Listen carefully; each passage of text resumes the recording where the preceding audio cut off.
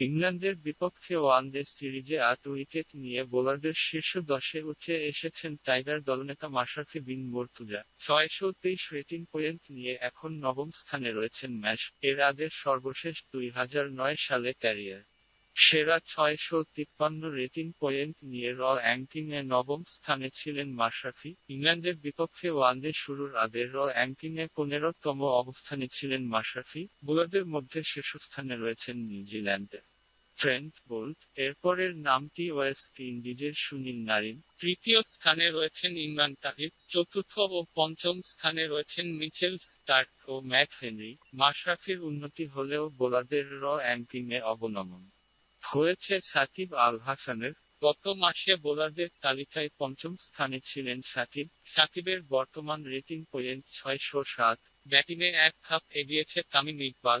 গত মাসে ব্যাটসম্যানদের মধ্যে ২৩তম অবস্থানে ছিলেন তামিম। ইংল্যান্ড সিরিজ শেষে ২২ নম্বরে রয়েছেন দেশ সেরা এই ওপেনার।